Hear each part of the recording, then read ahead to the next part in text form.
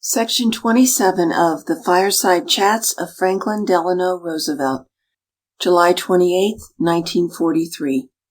My fellow Americans, over a year and a half ago I said this to the Congress. The militarists in Berlin and Rome and Tokyo started this war, but the massed, angered forces of common humanity will finish it.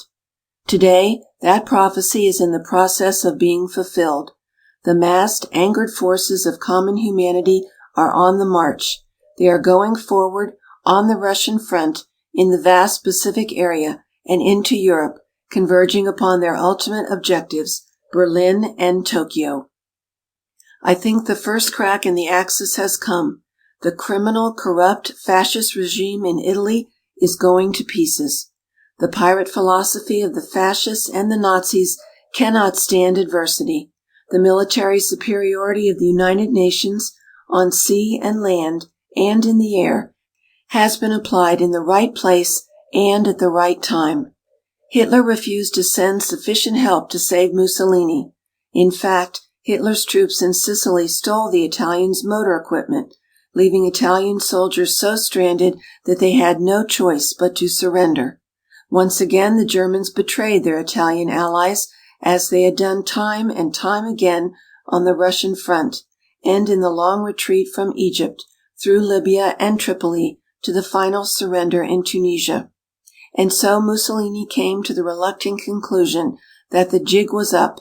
He could see the shadow of the long arm of justice. But he and his fascist gang will be brought to book and punished for their crimes against humanity. No criminal will be allowed to escape by the expedient of resignation. So our terms to Italy are still the same as our terms to Germany and Japan: unconditional surrender. We will have no truck with fascism in any way, in any shape or manner. We will permit no vestige of fascism to remain. Eventually, Italy will reconstitute herself. It will be the people of Italy who will do that, choosing their own government in accordance with the basic democratic principles of liberty and equality.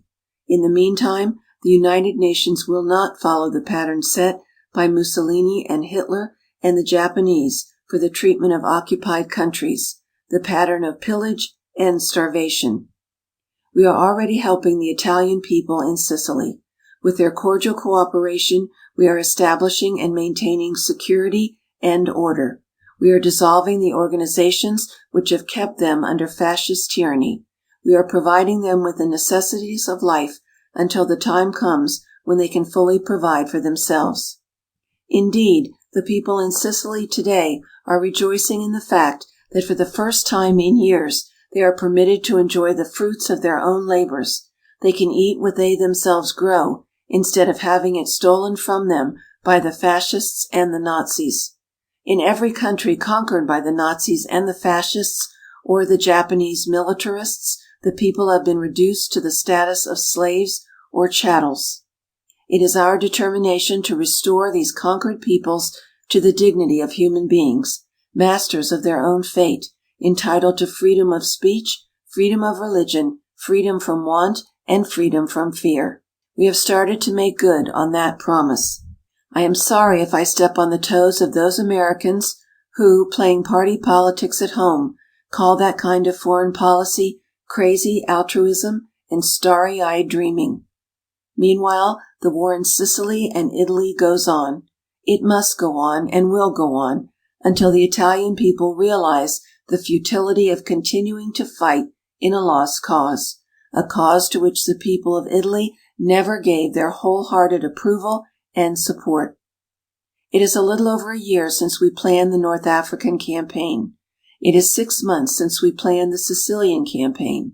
I confess that I am of an impatient disposition, but I think that I understand and that most people understand the amount of time necessary to prepare for any major military or naval operation.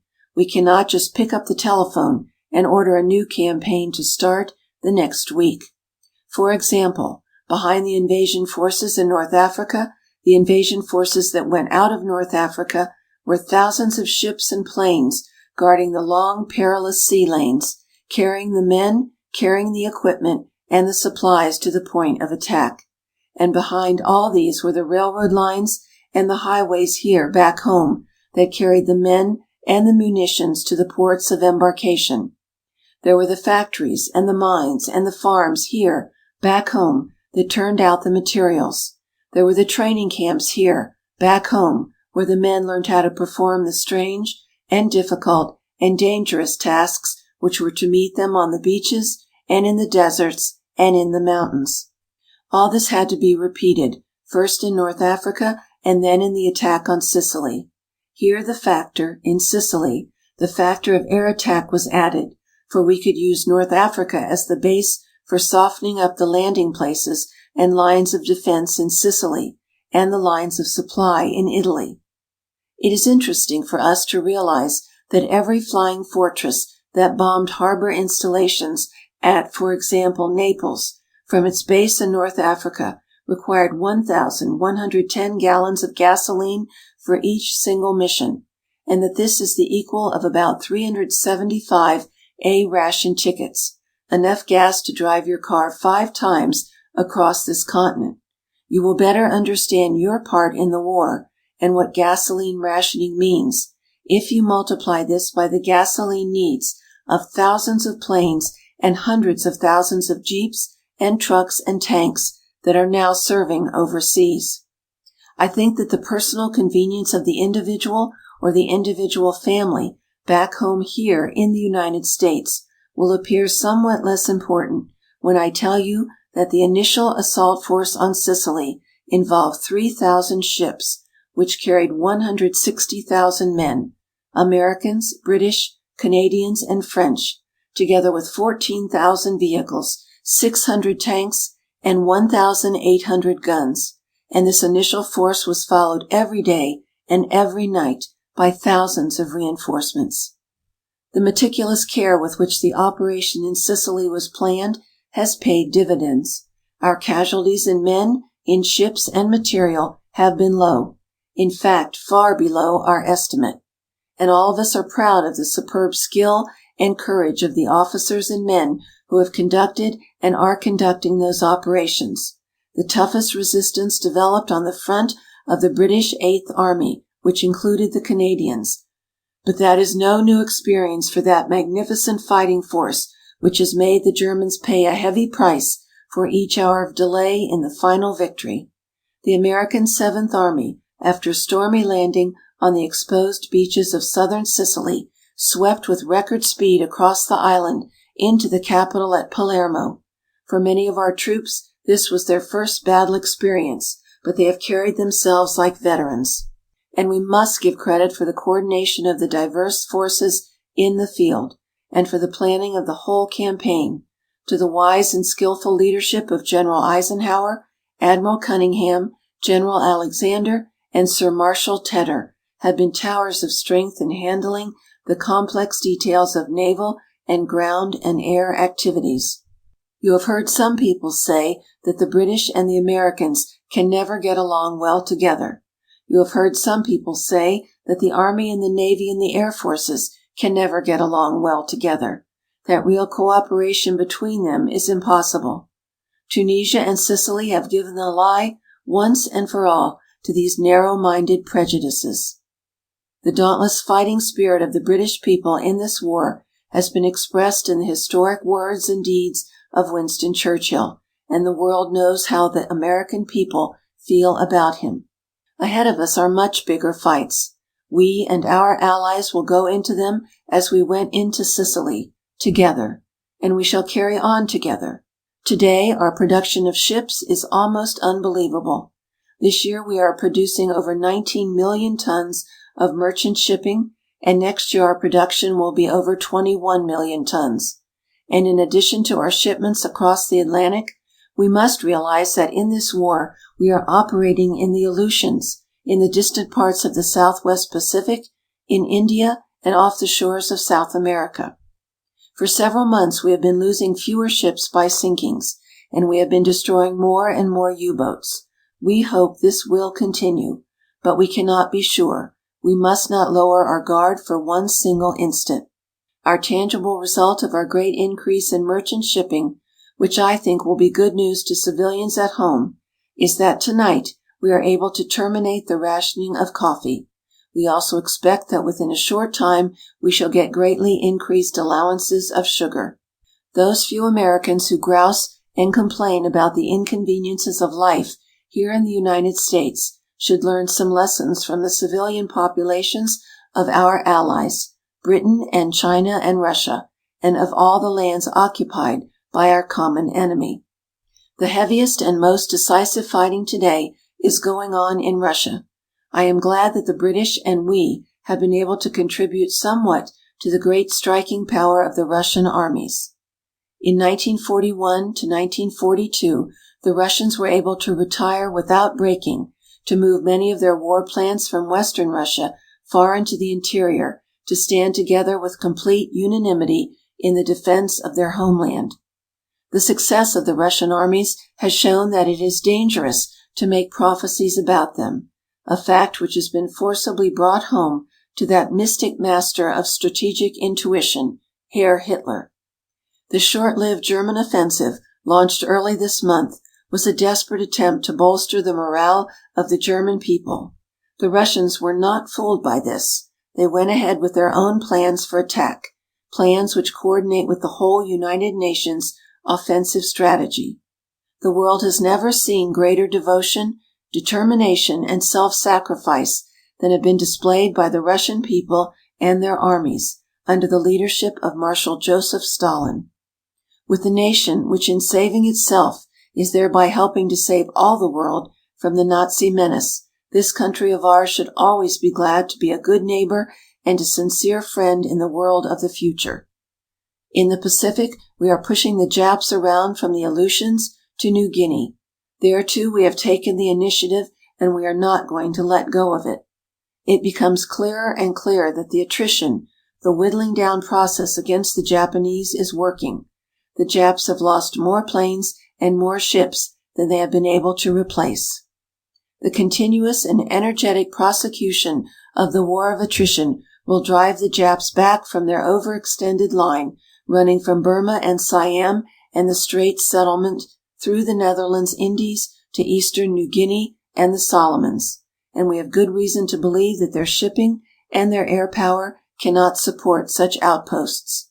Our naval and land and air strength in the Pacific is constantly growing, and if the Japanese are basing their future plans for the Pacific on a long period in which they will be permitted to consolidate and exploit their conquered resources, they had better start revising their plans now.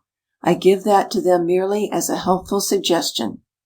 We are delivering planes and vital war supplies for the heroic armies of Generalissimo Chiang Kai-shek, and we must do more at all costs.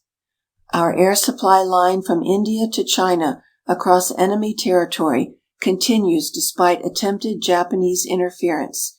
We have seized the initiative from the Japanese in the air over Burma, and now we enjoy superiority. We are bombing Japanese communications, supply dumps, and bases in China, in Indochina, in Burma. But we are still far from our main objectives in the war against Japan. Let us remember, however, how far we were a year ago from any of our objectives in the European theater. We are pushing forward to occupation of positions which in time will enable us to attack the Japanese islands themselves from the north, from the south, from the east, and from the west. You have heard it said that while we are succeeding greatly on the fighting front, we are failing miserably on the home front. I think this is another of those immaturities, a false slogan easy to state but untrue in the essential facts.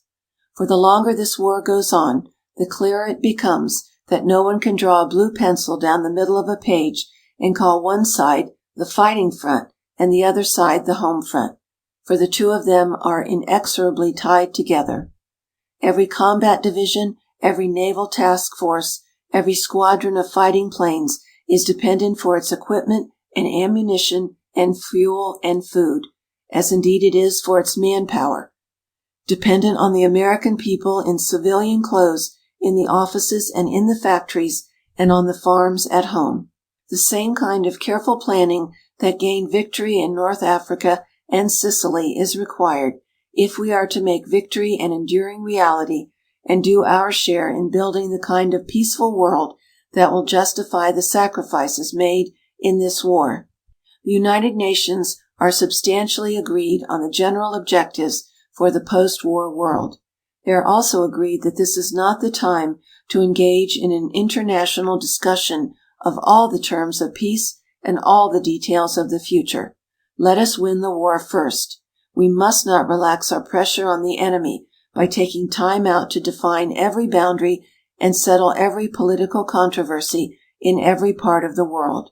The important thing, the all-important thing now is to get on with the war and to win it. While concentrating on military victory, we are not neglecting the planning of the things to come, the freedoms which we know will make for more decency and greater justice throughout the world. Among many other things, we are, today, laying plans for the return to civilian life of our gallant men and women in the armed services. They must not be demobilized into an environment of inflation and unemployment, to a place on a bread line or on a corner selling apples. We must this time have plans ready, instead of waiting to do a hasty, inefficient, and ill-considered job at the last moment. I have assured our men in the armed forces that the American people would not let them down when the war is won. I hope that the Congress will help in carrying out this assurance, for obviously the executive branch of the government cannot do it alone. May the Congress do its duty in this regard.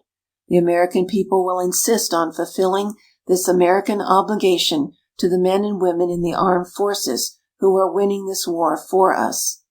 Of course, the returning soldier and sailor and Marine are a part of the problem of demobilizing the rest of the millions of Americans who have been working and living in a war economy since 1941.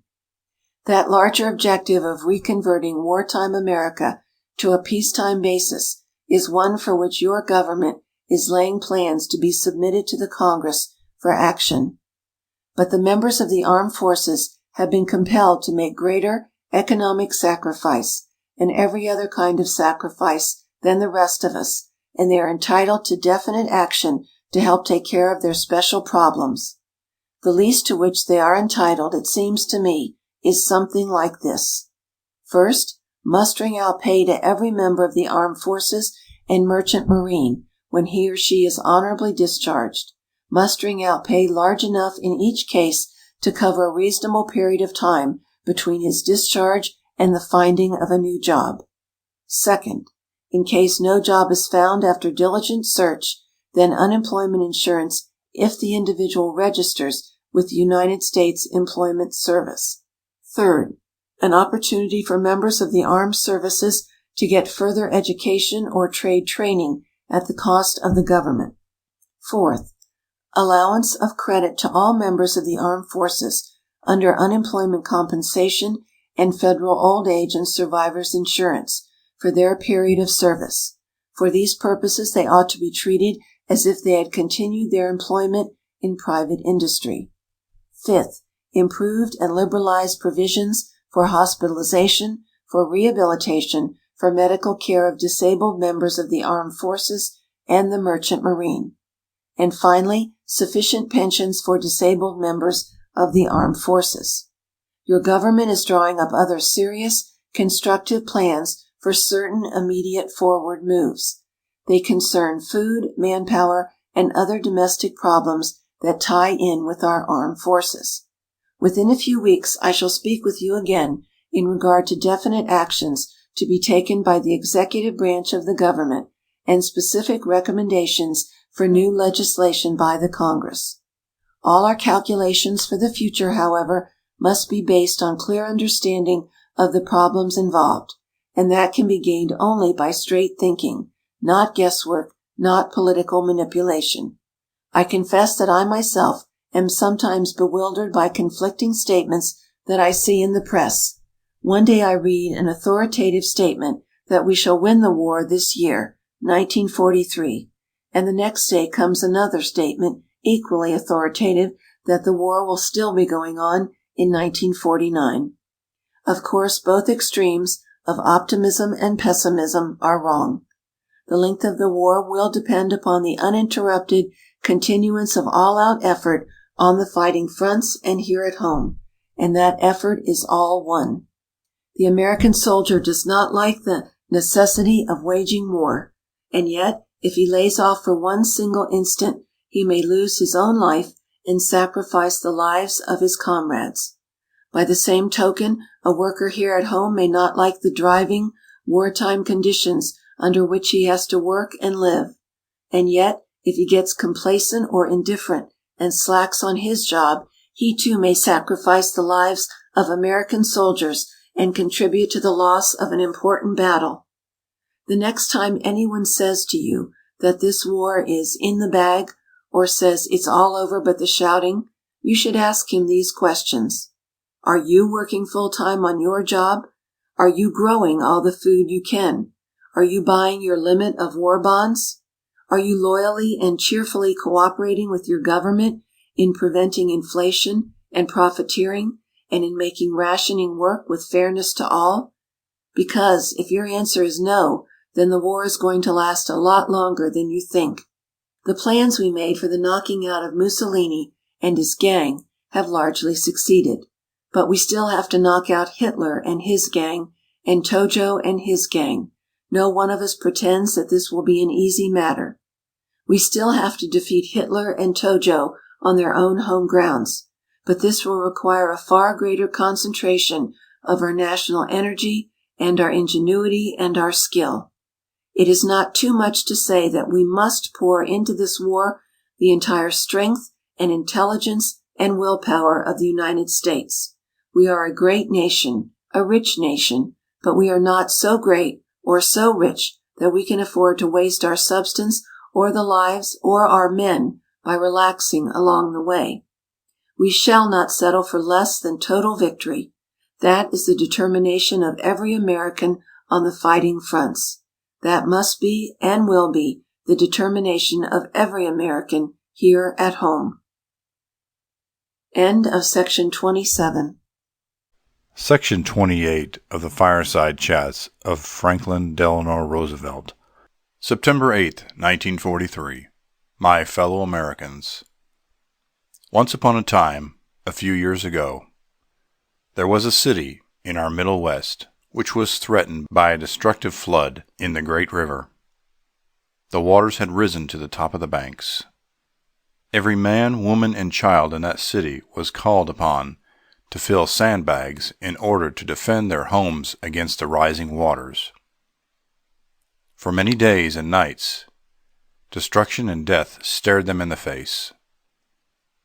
As a result of the grim, determined community effort, that city still stands. Those people kept the levees above the peak of the flood.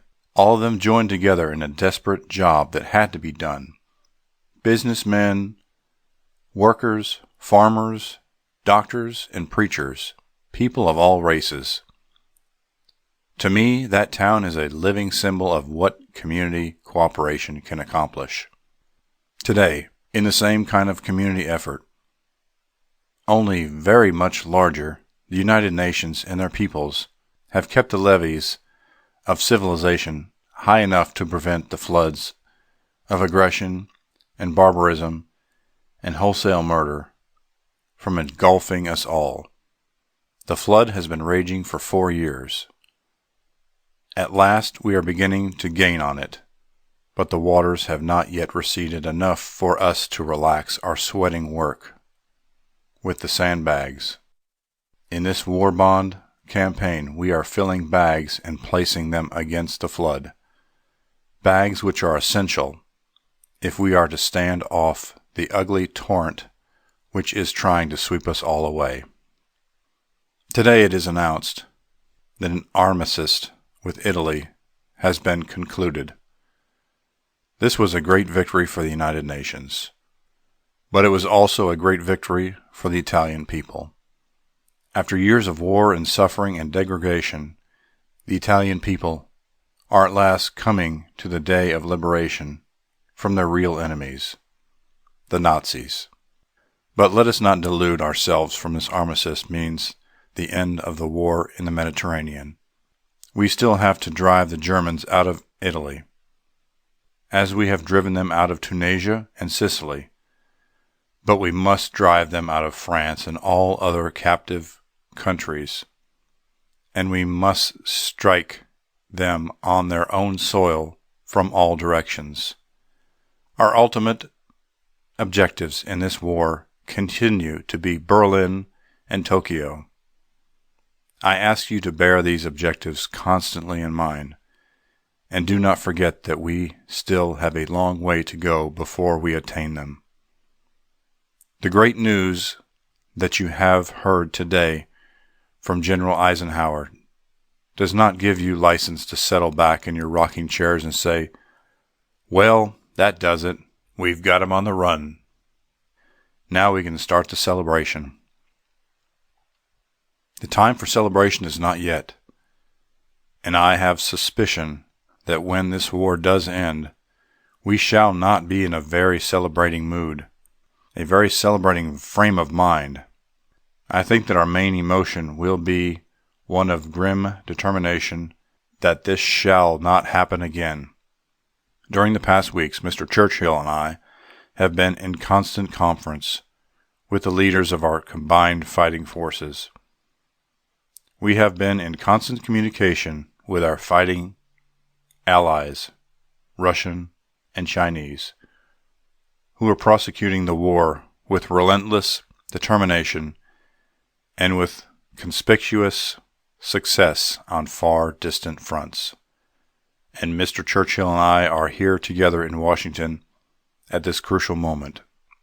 We have seen the satisfactory fulfillment of plans that were made in Casablanca last January and here in Washington last May.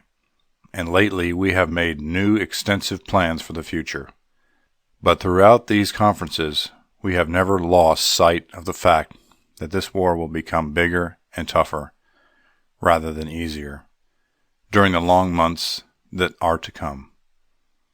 This war does not and must not stop for one single instant. Your fighting men know that. Those of them who are moving forward through jungles against lurking Japs, those who are landing at this moment in barges, moving through the dawn up to strange enemy coasts, those who are diving their bombers down on the targets at the rooftop levels at this moment. Every one of these men knows that this war is a full-time job, and it will continue to be that until total victory is won. And by the same token, every responsible leader in all the United Nations knows that the fighting goes on 24 hours a day, 7 days a week, and that any day lost may have to be paid for in terms of months added to the duration of the war. Every campaign, every single operation in all the campaigns that we plan and carry through must be figured in terms of staggering material costs. We cannot afford to be niggardly with any of our resources, for we shall need all of them to do the job that we have put our shoulder to. Your fellow Americans have given a magnificent account of themselves on the battlefields and on the oceans and in the skies all over the world.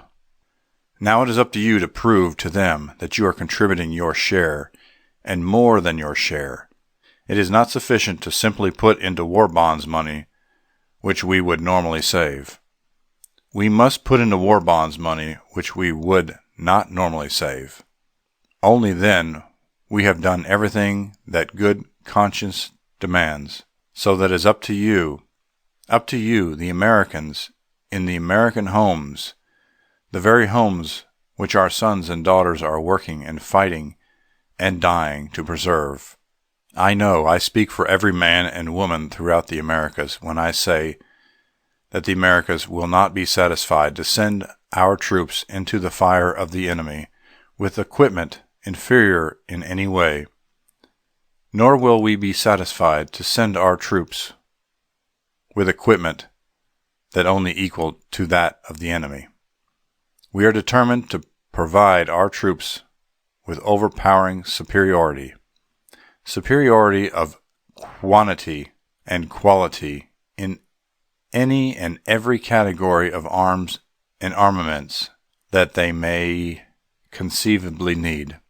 And where does this our dominating power come from? Why, it can only come from you. The money you lend and the money you give in taxes buys that death-dealing and at the same time life-saving power that we need for victory. This is an expensive war, expensive in money. You can help it. You can help to keep it at a minimum cost in lives. The American people will never stop to reckon the cost of redeeming civilization. They know there can never be any economic justification for failing to save freedom. We can be sure that our enemies will watch this drive with the keenest interest. They know that the success in this undertaking will shorten the war. They know the more money the American people lend to the governments, the more powerful and relentless will be the American forces in the field. They know that only a united and determined America could possibly produce on voluntary basis so huge a sum of money as $15 billion. The overwhelming success of the Second War Loan Drive last April showed that the people of this democracy stood firm behind their troops. This third war loan, which we are starting tonight, will also succeed because the American people will not permit it to fail. I cannot tell you how much to invest in war bonds during this third war loan drive. No one can tell you. It is for you to decide under the guidance of your own conscience. I will say this, however, because the nation's needs are greater than ever before, our sacrifices too must be greater than they have ever been before. Nobody knows when total victory will come, but we do know that the harder we fight now, the more might and power we direct at the enemy now, the shorter the war will be, and the smaller the sum total of sacrifice. Success of the third war loan will be the symbol that America does not propose to rest on its arms, that we know the tough, bitter job ahead and will not stop until we have finished it. Now it's your turn.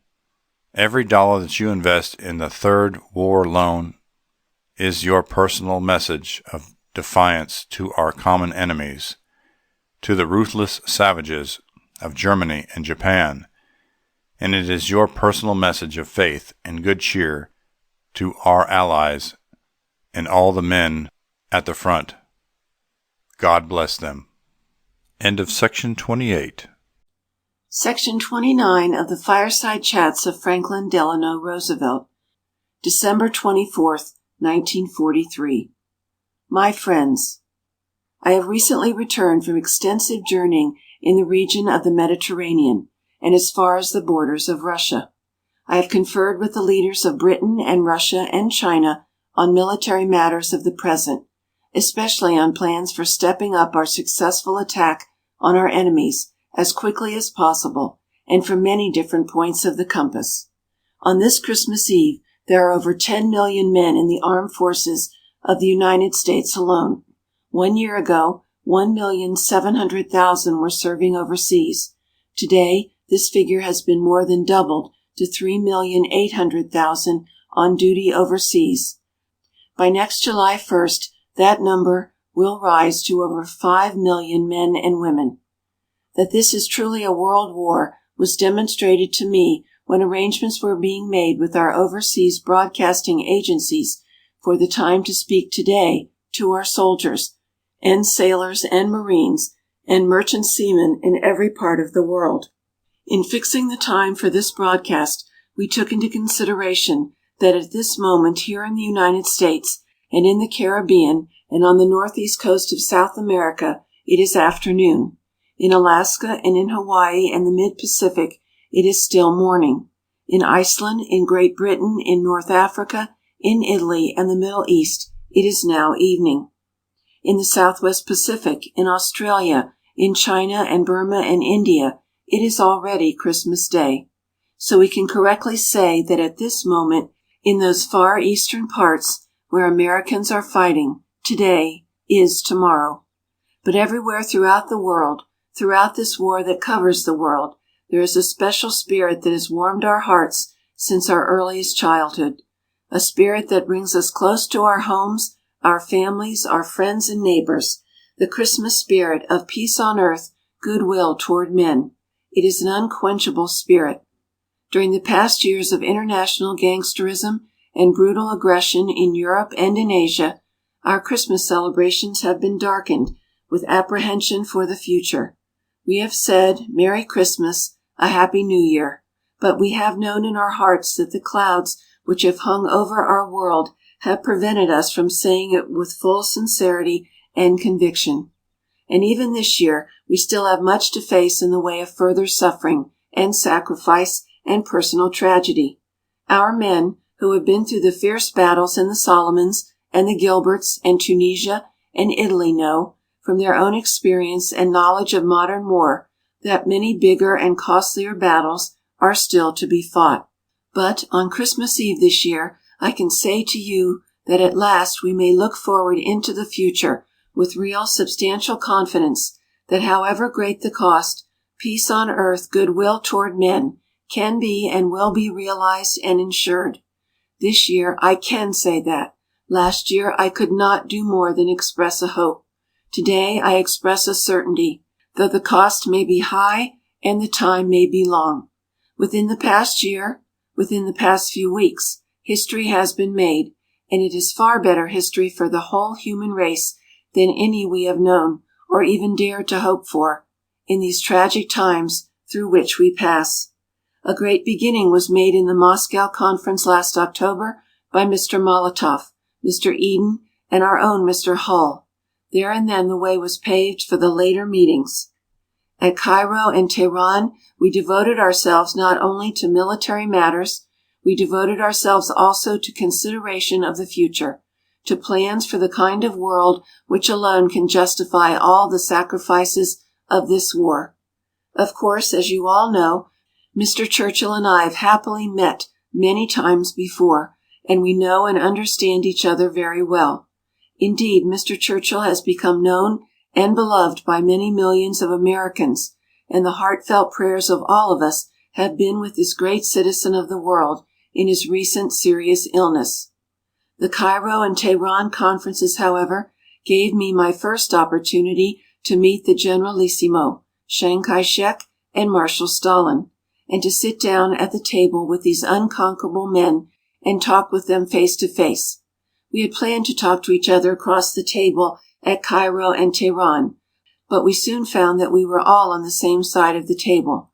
We came to the conferences with faith in each other, but we needed the personal contact, and now we have supplemented faith with definite knowledge. It was well worth traveling thousands of miles over land and sea to bring about this personal meeting, and to gain the heartening assurance that we are absolutely agreed with one another on all the major objectives, and on the military means of obtaining them. At Cairo, Prime Minister Churchill and I spent 4 days with the Generalissimo, Chiang Kai-shek. It was the first time that we had had an opportunity to go over the complex situation in the Far East with him personally.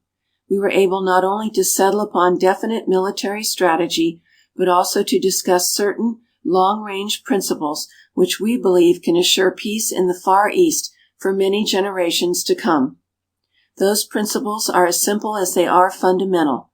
They involve the restoration of stolen property to its rightful owners, and the recognition of the rights of millions of people in the Far East to build up their own forms of self-government without molestation. Essential to all peace and security in the Pacific and in the rest of the world is the permanent elimination of the Empire of Japan as a potential force of aggression.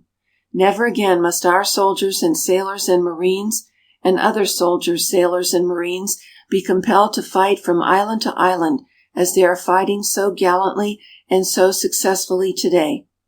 Increasingly powerful forces are now hammering at the Japanese at many points over an enormous arc which curves down through the Pacific from the Aleutians to the jungles of Burma. Our own Army and Navy, our Air Forces, the Australians and New Zealanders, the Dutch and the British land, air and sea forces are all forming a band of steel which is slowly but surely closing in on Japan. On the mainland of Asia, under the Generalissimo's leadership, the Chinese ground and air forces, augmented by American air forces, are playing a vital part in starting the drive which will push the invaders into the sea.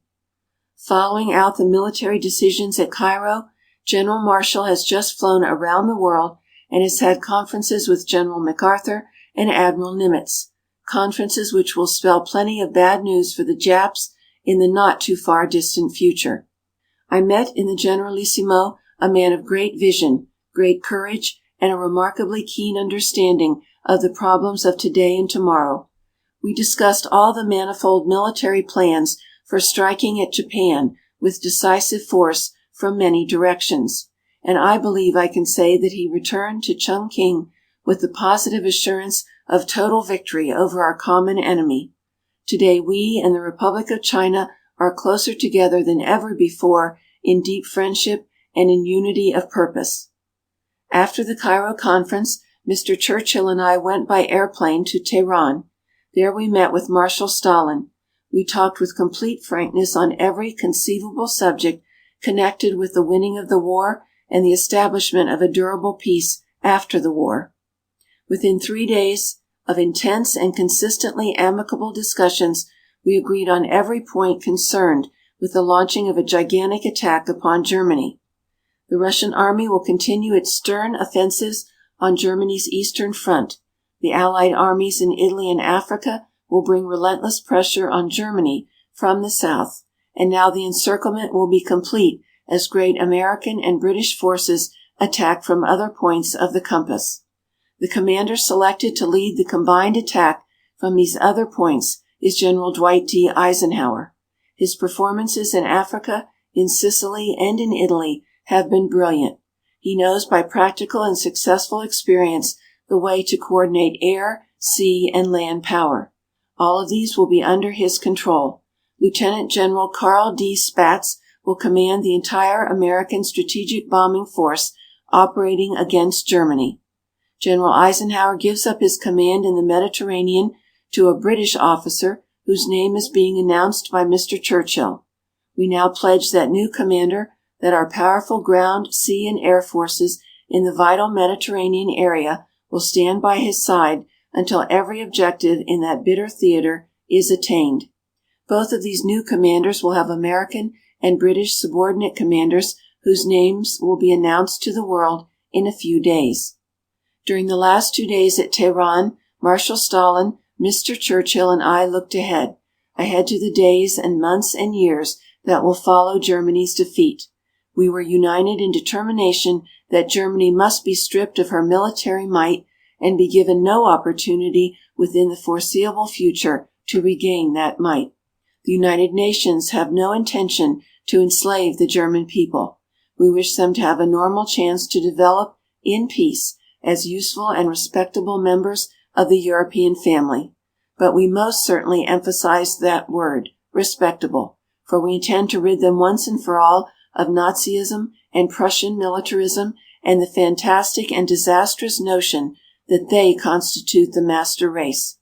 We did discuss international relationships from the point of view of big, broad objectives rather than details, but on the basis of what we did discuss, I can say even today that I do not think any insoluble differences will arise among Russia, Great Britain, and the United States. In these conferences, we were concerned with basic principles which involve the security and the welfare and the standard of living or human beings in countries large and small.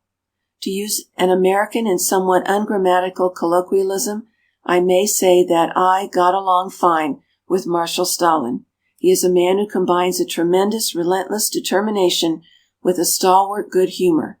I believe he is truly representative of the heart and soul of Russia, and I believe that we are going to get along very well with him and the Russian people. Very well indeed. Britain, Russia, China, and the United States and their allies represent more than 3/4 of the total population of the earth. As long as these four nations with great military power stick together in determination to keep the peace, there will be no possibility of an aggressor nation arising to start another world war. But those four powers must be united with and cooperate with all the freedom-loving peoples of Europe and Asia and Africa and the Americas. The rights of every nation, large or small, must be respected and guarded as jealously as are the rights of every individual within our own republic. The doctrine that the strong shall dominate the weak is the doctrine of our enemies, and we reject it.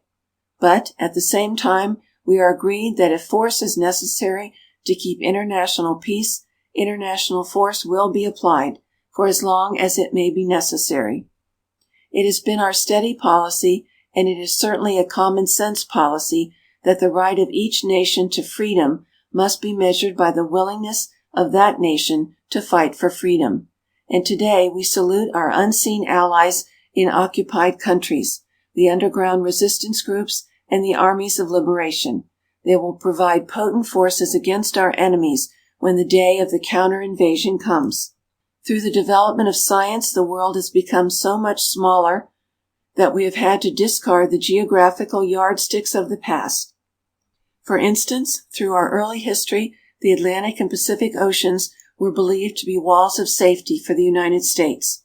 Time and distance made it physically possible, for example, for us and for the other American republics to obtain and maintain our independence against infinitely stronger powers. Until recently, very few people, even military experts, thought that the day would ever come when we might have to defend our Pacific coast against Japanese threats of invasion. At the outbreak of the First World War, relatively few people thought that our ships and shipping would be menaced by German submarines on the high seas, or that the German militarists would ever attempt to dominate any nation outside of Central Europe.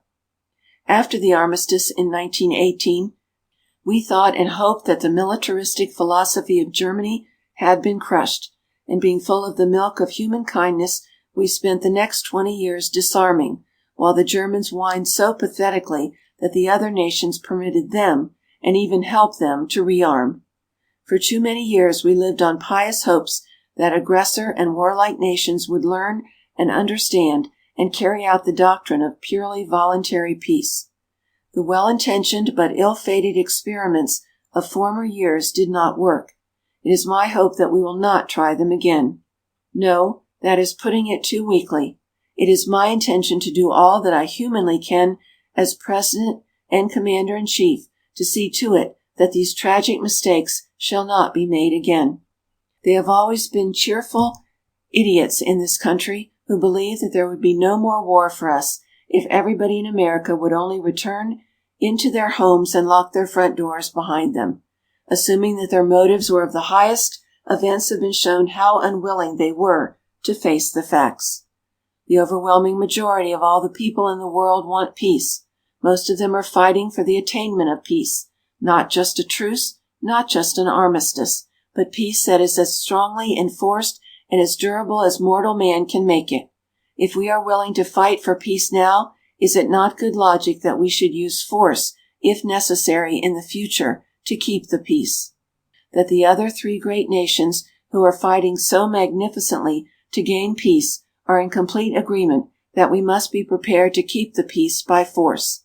If the people of Germany and Japan are made to realize thoroughly that the world is not going to let them break out again, it is possible, and I hope probable, that they will abandon the philosophy of aggression, the belief that they can gain the whole world even at the risk of losing their own souls. I shall have more to say about the Cairo and Tehran conferences when I make my report to the Congress in about 2 weeks' time, and on that occasion I shall also have a great deal to say about certain conditions here at home. But today I wish to say that in all my travels, at home and abroad, it is the sight of our soldiers and sailors and their magnificent achievements which have given me the greatest inspiration and the greatest encouragement for the future.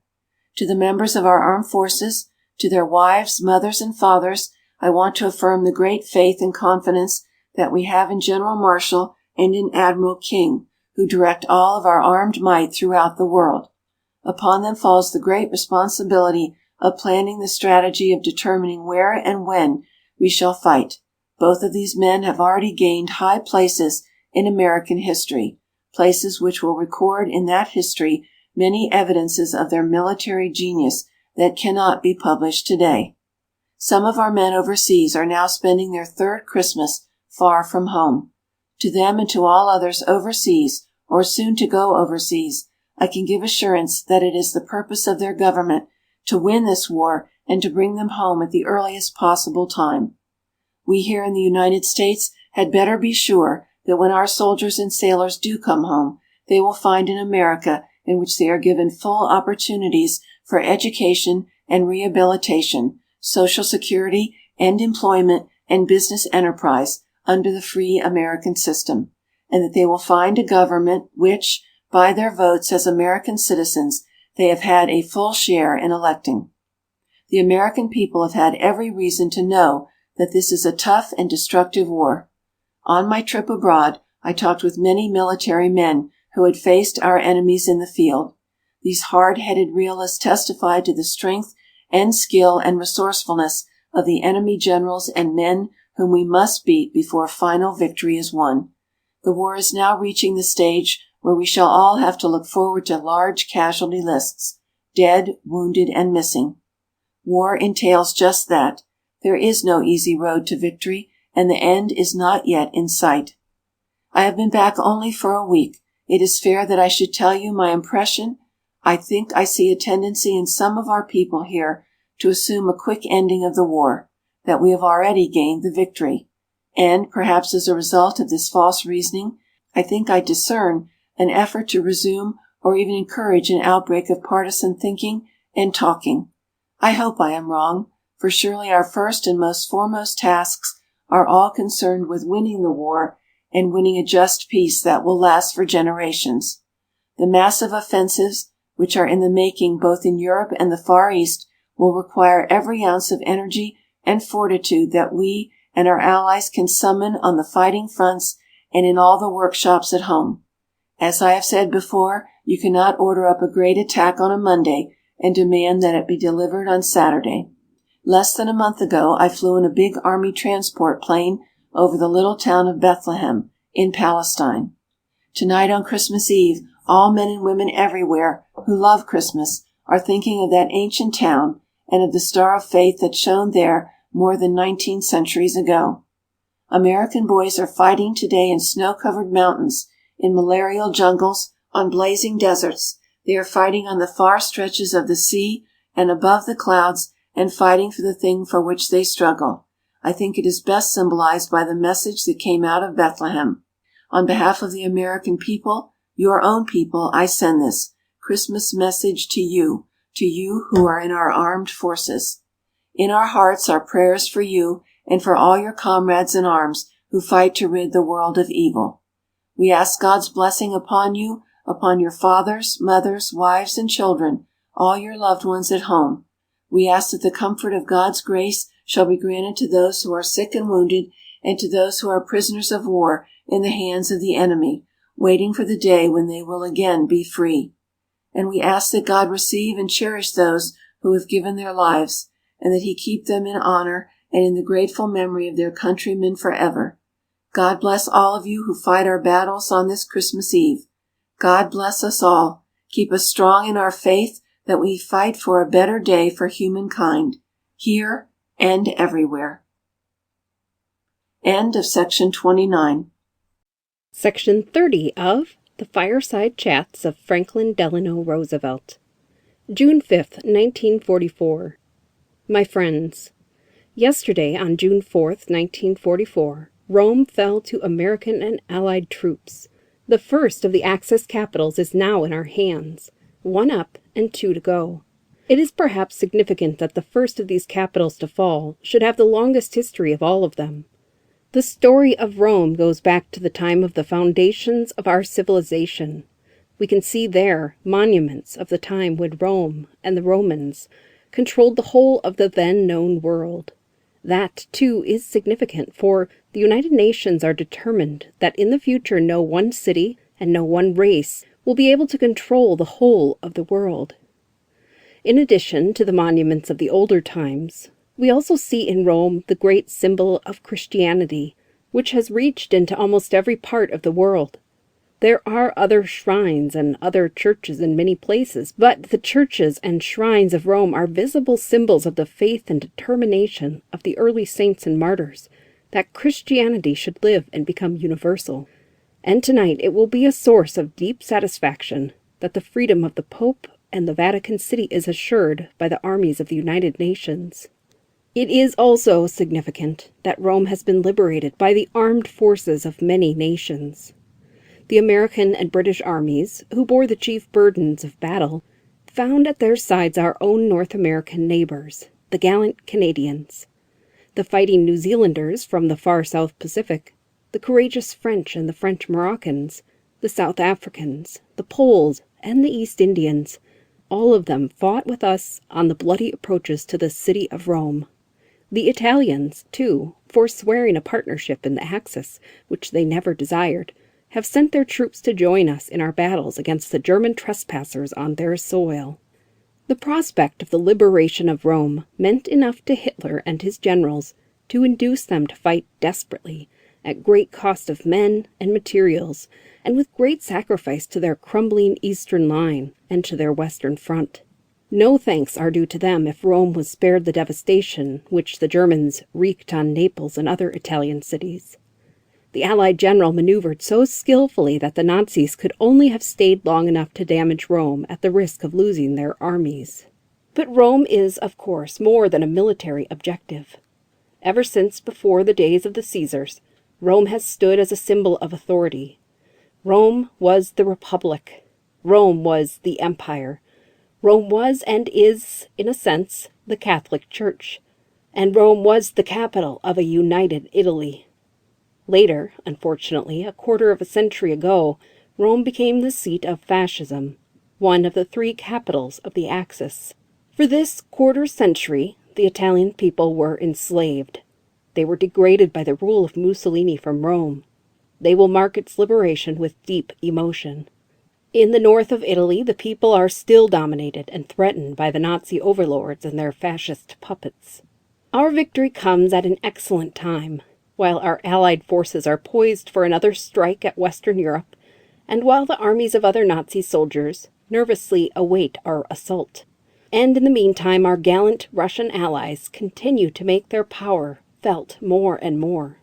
From a strictly military standpoint, we had long ago accomplished certain of the main objectives of our Italian campaign: the control of the islands, the major islands, the control of the sea lanes of the Mediterranean to shorten our combat and supply lines, and the capture of the airports, such as the great airports of Foggia, south of Rome, from which we have struck telling blows on the continent.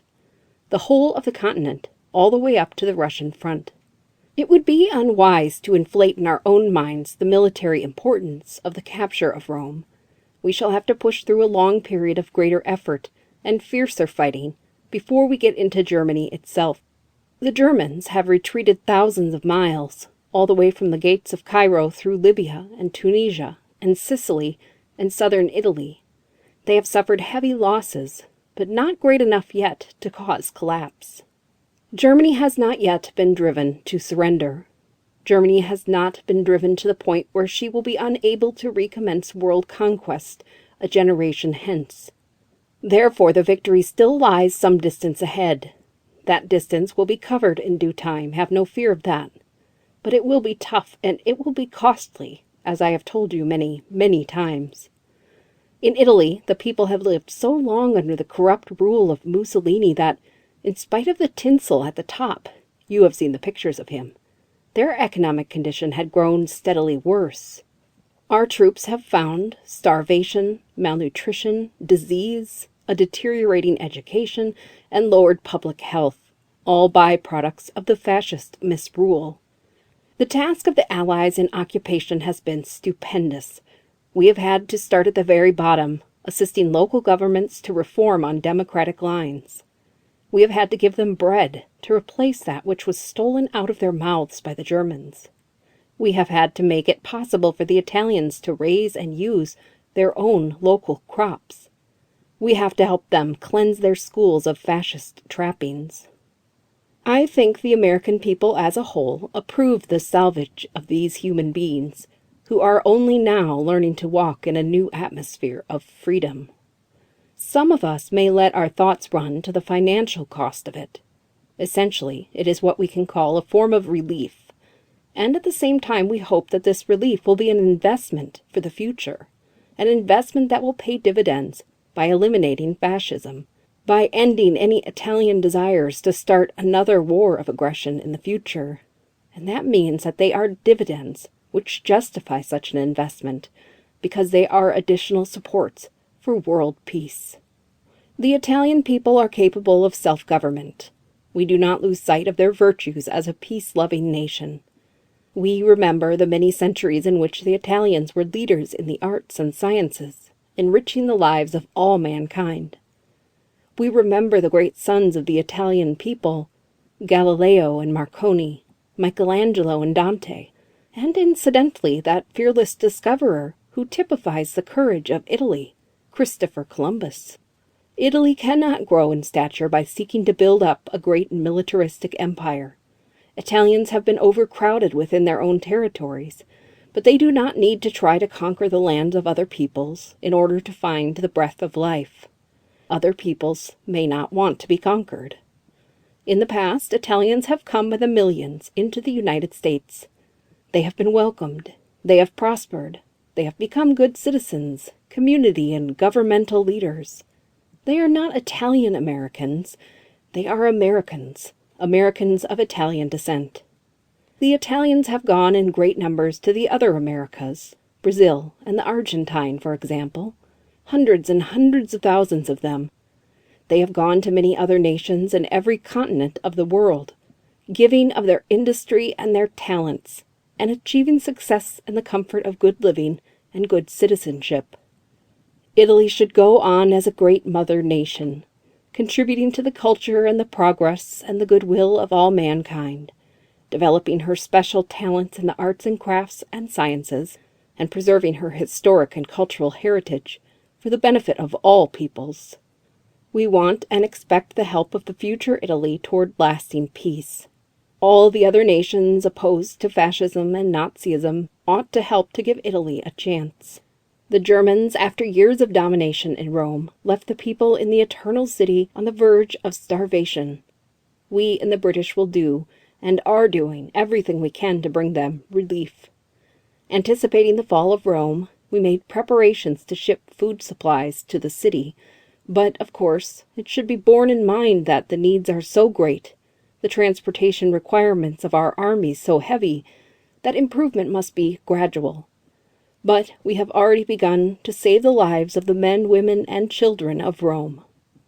This, I think, is an example of the efficiency of your machinery of war, the magnificent ability and energy of the American people in growing the crops, building the merchant ships, in making and collecting the cargoes, in getting the supplies over thousands of miles of water, and thinking ahead to meet emergencies. All this spells, I think, an amazing efficiency on the part of our armed forces, all the various agencies working with them, and American industry and labor as a whole. No great effort like this can be 100% perfect, but the batting average is very, very high. And so I extend the congratulations and thanks tonight of the American people to General Alexander, who has been in command of the whole Italian operation, to our General Clark and General Leese of the 5th and 8th Armies, to General Wilson, the Supreme Allied Commander of the Mediterranean Theater, to General Devers, his American deputy, to General Acre, to Admirals Cunningham and Hewitt, and to all their brave officers and men. May God bless them and watch over them, and over all of our gallant fighting men. End of Section 30.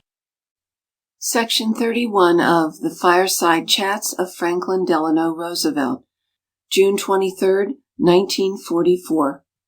All our fighting men overseas today have their appointed stations on the far-flung battlefronts of the world. We at home have ours too. We are proud of, our fighting men, most decidedly. But during the anxious times ahead, let us not forget that they need us too. It goes almost without saying that we must continue to forge the weapons of victory, the hundreds of thousands of items, large and small, essential to the waging of war. This has been the major task from the very start, and it is still a major task. This is the very worst time for any war worker to think of leaving his machine or to look for a peacetime job.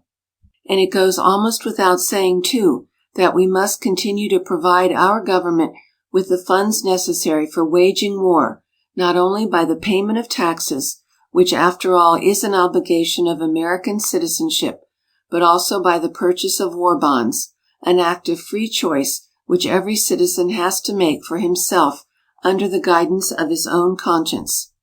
Whatever else any of us may be doing, the purchase of war bonds and stamps is something all of us can do and should do to help win the war.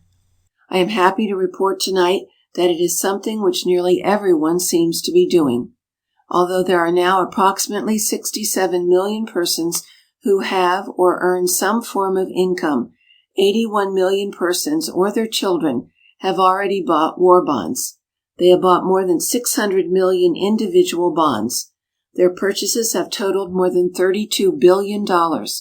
These are the purchases of individual men, women, and children. Anyone who would have said this was possible a few years ago would have been put down as a starry-eyed visionary, but of such visions is the stuff of American fashion. Of course, there are always pessimists with us everywhere, a few here and a few there. I am reminded of the fact that after the fall of France in 1940, I asked the Congress for the money for the production by the United States of 50,000 airplanes that year. Well, I was called crazy. It was said that the figure was fantastic, that it could not be done. And yet today we are building airplanes at the rate of 100,000 a year. There is a direct connection between the bonds you have bought and the stream of men and equipment now rushing over the English Channel for the liberation of Europe. There is a direct connection between your bonds and every part of this global war today. Tonight, therefore, on the opening of this fifth war loan drive, it is appropriate for us to take a broad look at this panorama of world war, for the success or the failure of the drive is going to have so much to do with the speed with which we can accomplish victory and the peace. While I know that the chief interest tonight is centered on the English Channel and on the beaches and farms in the cities of Normandy, we should not lose sight of the fact that our armed forces are engaged on other battlefronts all over the world, and that no one front can be considered alone without its proper relation to all. It is worthwhile, therefore, to make overall comparisons with the past. Let us compare today with just 2 years ago, June 1942.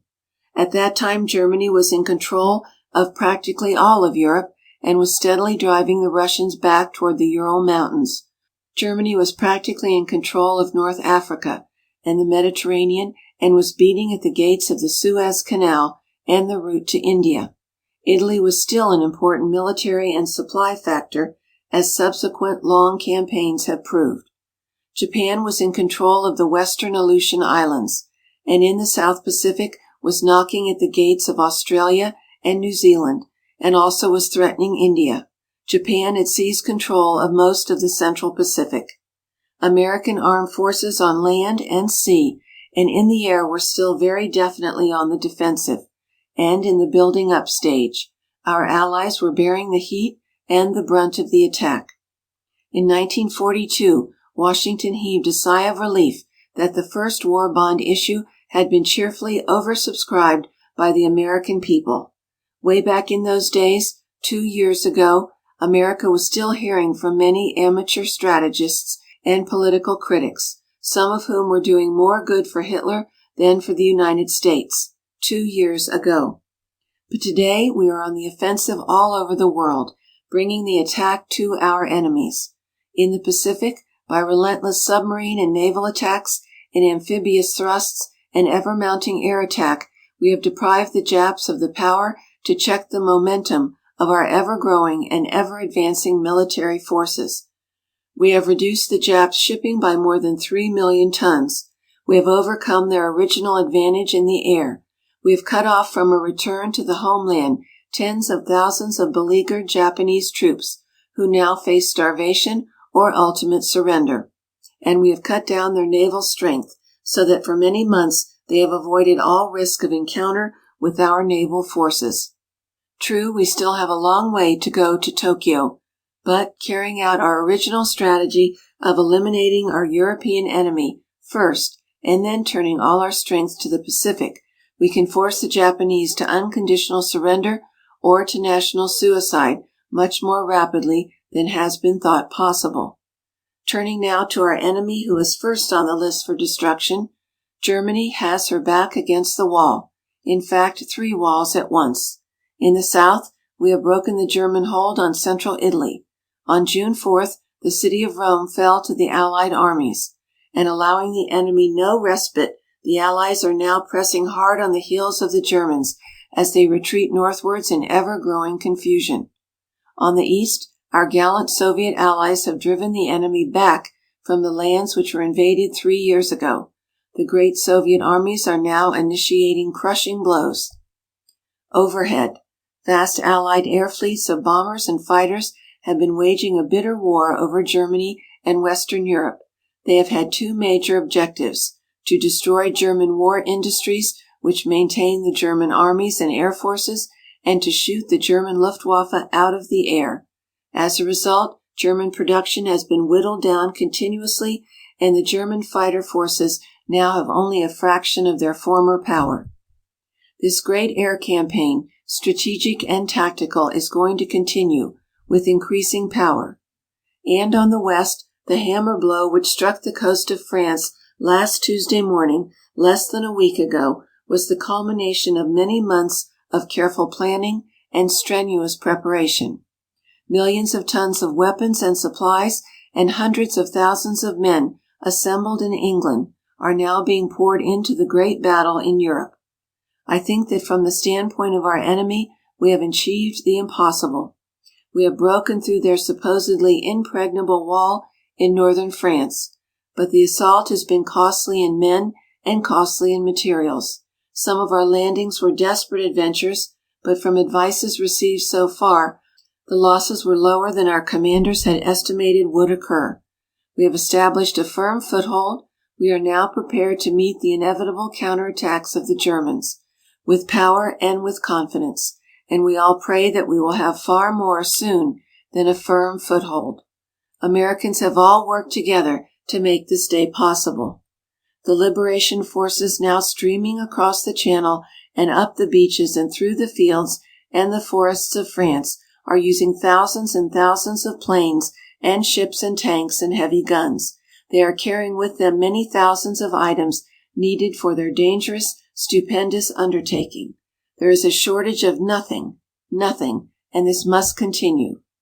What has been done in the United States since those days of 1940 when France fell, in raising and equipping and transporting our fighting forces, and in producing weapons and supplies for war, has been nothing short of a miracle. It was largely due to American teamwork among capital and labor and agriculture, between the armed forces and the civilian economy, indeed, among all of them. And everyone, every man or woman or child who bought a war bond helped, and helped mightily. There are still many people in the United States who have not bought war bonds, or who have not bought as many as they can afford. Everyone knows for himself whether he falls into that category or not. In some cases, his neighbors know too. To the consciences of those people, this appeal by the President of the United States is very much in order. For all of the things which we use in this war, everything we send to our fighting allies costs money, a lot of money. One sure way every man, woman, and child can keep faith with those who have given and are giving their lives is to provide the money which is needed to win the final victory. I urge all Americans to buy war bonds without stint. Swell the mighty chorus to bring us nearer to victory. End of section 31. End of the Fireside Chats of Franklin Delano Roosevelt by Franklin D. Roosevelt.